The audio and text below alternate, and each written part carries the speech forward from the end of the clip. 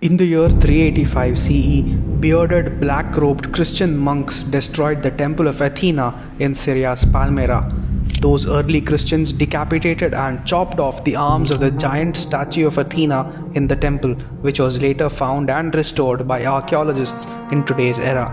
Unfortunately, the same statue was again completely destroyed by ISIS in the year 2016.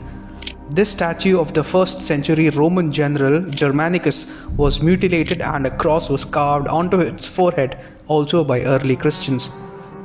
This is a statue of the Roman goddess Aphrodite with its nose smashed and crosses carved on the forehead and chin. In 391 CE, the temple of Serapis in Alexandria was destroyed during riots, and later a church was built in its place. The early Christians ravaged vast swathes of classical Greco-Roman culture in Europe and Asia Minor. Like radical extremists today, the early Christians saw temples and statues not as cultural heritage but as flagrant manifestations of polytheism and devil worship. Even non-Christian people were not spared. In 415 CE, again in Alexandria, a Christian mob urged by the bishop Cyrillus lynched the female pagan philosopher Hypatia. Before Christianity swept across Europe, the continent was a mosaic of diverse pagan traditions.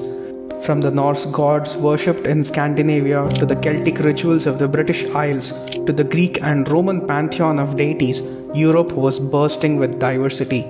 This began to change in 313 CE when the Roman Emperor Constantine I made Christianity legal and granted religious tolerance to Christians in his empire. Constantine himself was baptized on his deathbed in 337 CE. With Constantine's reign began the ruthless destruction of pagan temples, shrines, and institutions.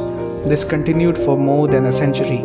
The perpetrators of this destruction were often monks who acted as private militias and were often beyond the control of civil institutions.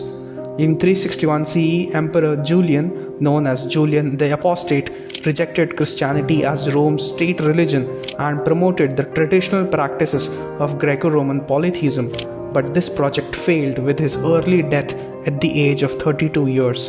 In the year 380 CE, the Emperor Theodosius I issued the Edict of Thessalonica, making Christianity the official religion of the Roman Empire. Pagan practices were officially banned and temples were closed. By 529 CE, under the rule of Emperor Justinian I, the crushing of the pagan world was near complete. The Roman state used both persuasion and coercion to achieve this. Even beyond the Roman Empire, the Christianization of Europe was extremely destructive.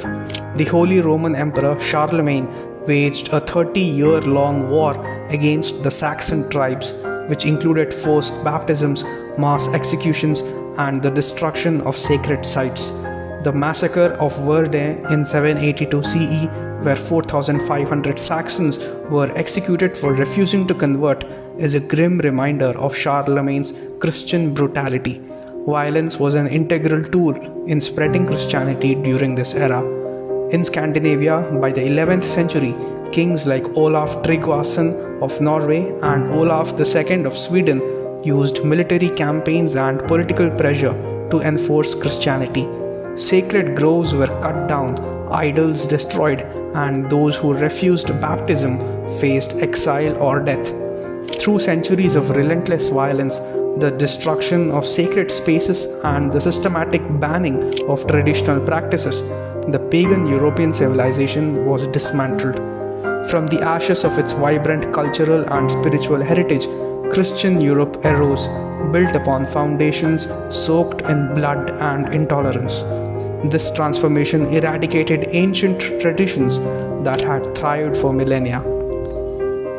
This is no different from the foreign invasions and monotheistic onslaught that Hindu civilization has faced. The meteoric rise of Christianity in Europe was accomplished by terrible violence, including demolition of temples, burning of books, vandalism of statues, etc.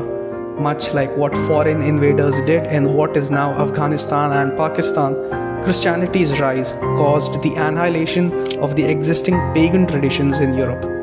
The story of Europe's conversion to Christianity is not just a reminder of the region's non Christian past, but also a reminder of how we Hindus resisted foreign invaders to ensure the survival of our culture and civilizational heritage.